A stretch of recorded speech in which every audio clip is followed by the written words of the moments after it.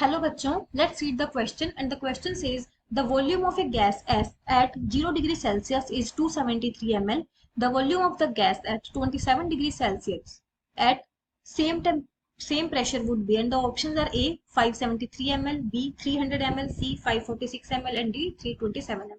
तो हमें यहाँ पर given है volume of gas at 0 degree Celsius is 273.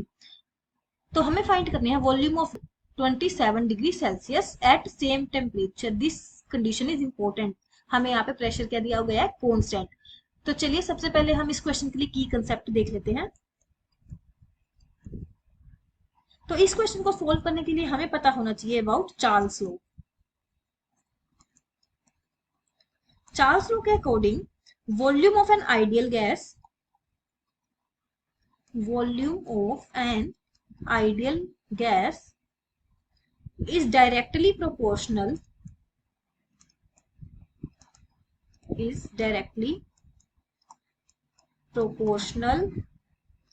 to the absolute temperature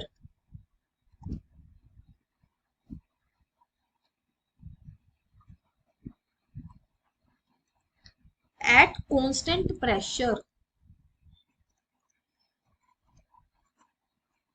means constant pressure पे जो वॉल्यूम होगी आइडियल गैस की वो डायरेक्टली प्रोपोर्शनल होगी टेम्परेचर की. तो यहां से हम लिख सकते हैं V1 directly proportional to T1. तो V1 by T1 equals to V2 by T2. हम यहां से ये लिख सकते हैं. तो हमें क्वेश्चन में क्या क्या गिवन है, volume of gas at 0 degree Celsius, मतलब जब टेम्परेचर 0 डिग्री सेल्सियस है, मतलब T1 यहाँ पे 0 डिग्री सेल्सियस है, तो V1 की वैल्यू कितनी गिवन है, 273 ml. तो 0 डिग्री सेल्सियस को अगर हम केल्विन में कन्वर्ट करें तो वो हो जाएगा 273 kelvin.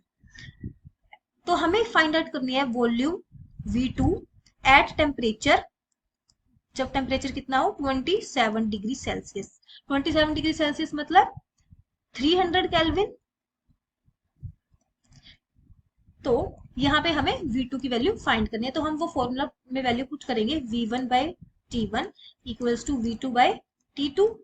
V1 is 273, T1 is 273, V2 is हमें फाइंड करनी है एंड T2 इज 300. तो यहां से अगर हम वैल्यू सोल्व करते हैं तो हमारे पास V2 की वैल्यू क्या आ जाएगी, 300 ml. So correct option for this question is option B. Hope you find your answer and understood it well. Best of luck.